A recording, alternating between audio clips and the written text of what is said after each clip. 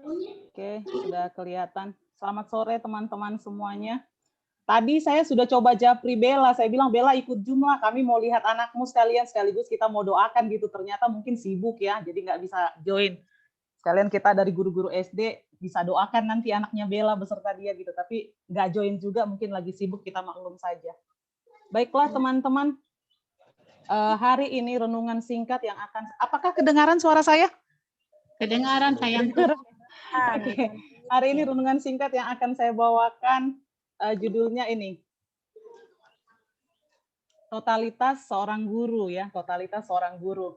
Ini saya ambil dari bahan orang, cuma saya pikir cocok lah untuk kita. Ini apalagi untuk saya, penting saya tahu ini supaya bisa seperti ini gitu. Ayat kita sore ini terdapat dalam Kolose 3 ayat 23. Dikatakan di sana, apapun juga yang kamu perbuat, perbuatlah dengan segenap hatimu seperti untuk Tuhan dan bukan untuk manusia. Ayat yang sudah biasa ya, ayat yang sudah biasa kita dengarkan. Saya garis bawahi segenap hati seperti untuk Tuhan dan bukan untuk manusia. Ada di sana ilustrasi dikatakan ada seorang guru namanya Ibu Mary, dia mengajar di satu sekolah luar biasa atau SLB namanya Bakti Luhur dan Malang sejak 1984. Ini tahun kelahiran saya, berarti saya masih baru lahir dia udah ngajar ya. Baru suatu saat katanya dia dapat murid, nama muridnya itu adalah Jorei. Nama muridnya Jorei ini seorang anak yang bisu, tuli, juga low vision, artinya tingkat penglihatannya rendah, kemampuan melihatnya rendah. Terus Jore ini awalnya nggak mau belajar, namanya juga sekolah luar biasa ya, tentu orang-orang yang punya kemampuan di bawah rata-rata. Tapi Bu Mary ini nggak habis akal. Dia coba memikirkan apa yang dia bisa buat untuk Jore ini. Dikatakan pada saat gelap Jore ini suka mengantuk. Lalu apa yang Bu Mary buat? Dia nyalakan lampu sampai seterang-terangnya supaya anak itu bisa belajar. Lalu anak-anak SLB juga sulit konsentrasi ya karena tadi tuli itu mungkin ya. Lalu apa yang Bu Mary buat? Dia buat alat peraga yang banyak. Dia pikirkan apa yang bisa alat peraga dia lakukan untuk merangsang murid-muridnya ini untuk belajar. Nah inilah penulis katakan contoh-contoh sebuah totalitas pengabdian yang mengagumkan. Lalu teman-teman pada sore hari ini Paulus memaparkan bahwa, benar nggak kelihatan di saya, Tuhan adalah landasan bagi hubungan kita dengan sesama ya. Hubungan kita dengan Tuhan adalah landasan bagi hubungan kita dengan sesama. Ketika kita melakukan sesuatu bagi sesama, sesungguhnya kita sedang melakukannya bagi Tuhan yang telah menciptakan kita semua. Jadi kesadaran inilah menggugah dedikasi dan etos kerja yang luar biasa. Orang yang tergerak untuk bekerja dengan segenap hati bukan hanya mengejar keuntungan material, melainkan sungguh-sungguh mengupayakan kesejahteraan orang lain. Orang bersedia untuk bekerja secara ekstra melampaui tuntutan tugas agar kehidupan sesamanya dapat menjadi lebih baik. Dan ia puas, dikatakan puas bila mana dia puas sedalam-dalamnya bila mana dia menyadari yang dikerjakannya itu adalah ungkapan syukur atas anugerah Tuhan. Jadi bukan jadi beban ya, yang dikerjakannya itu misalnya dia dituntut A sama B, terus dia harus kerjakan dikatakan melebihi, melampaui tuntutan tugas itu. Kalau bisa dia lakukan A, B, C gitu.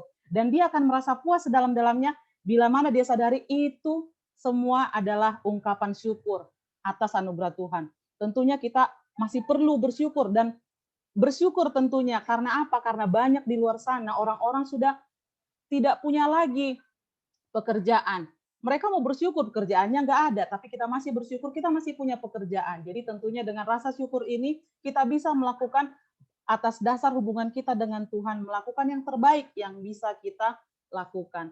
Kemudian bagaimana dengan kita teman-teman? Saya coba ambil foto-foto ini, foto-foto penyemangat ya. Kalau kita lihat foto-foto kita masih semangat. Apakah kita melihat kehadiran Tuhan pada saat kita melayani orang lain, pada saat kita melayani murid kita? Apakah kita bekerja demi memberi manfaat kepada sesama kita? Apakah kita menilai sukses itu dari kepuasan kita dalam mensyukuri anugerahnya? Jadi bukan puas karena sudah melakukan sesuatu, tapi kita puas karena kita syukuri anugerah Tuhan. Bila mana kita selesai melakukan pekerjaan kita, kita syukur itu sebagai anugerah Tuhan. Itu anugerah Tuhan, kita masih bisa melayani sesama kita. Ada orang mungkin yang di rumah sakit sana, yang tidak bisa bangun, tidak bisa lagi melayani orang lain. Jadi sedikit anugerahnya, sementara kita masih Tuhan beri kesempatan untuk melayani anak murid kita. Itu adalah anugerah yang pantas kita syukuri. Dan itu adalah dengan rasa syukur itu bisa menjadi kesuksesan kita. Yang terakhir teman-teman, ketika kita, nggak kelihatan ya, sebentar ya.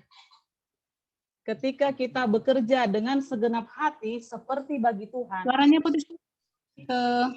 Ketika kita bekerja dengan segenap hati, apakah kedengaran? Putus ya? Saya udah gelap. Apakah kedengaran, Kak? Iya. Iya. Ketika kita bekerja dengan segenap hati. Masih putus-putus. Masih Kedengaran jelas. Kita bekerja dengan segenap hati seperti bagi Tuhan, kita menemukan kepuasan hati yang sedalam-dalamnya. Nih, saya tadi coba cari-cari foto kita rapat-rapat ya. Nah, makanya di foto yang baju-baju biru Bu Naomi nggak ada waktu itu. Jadi saya cari yang rapat supaya Bu Naomi-nya ada. Nah, di sini Bu Naomi sudah ada di foto-foto yang rapat ini. Jadi pada saat kita bekerja dengan senang hati teman-teman, dan itu kita kerjakan untuk Tuhan, maka kita akan memperoleh kepuasan hati yang sedalam-dalamnya. Biarlah senyuman kita di foto ini juga memancarkan rasa syukur kita kepada Tuhan atas pekerjaan yang masih kita bisa lakukan saat ini. Demikian firman yang saya bisa bawakan. Terima kasih. Aku mah nggak senyum, tunduk itu. Terima kasih Mem Anike. Terima kasih Mem Anike. Singkat tapi sangat menginspirasi kita. Semoga kita disanggupkan untuk menghidupkan dalam kehidupan kita sehari-hari. Luar biasa Mem Anike. Terima kasih. Amin Bu. Kita bersyukur karena kita masih dipercaya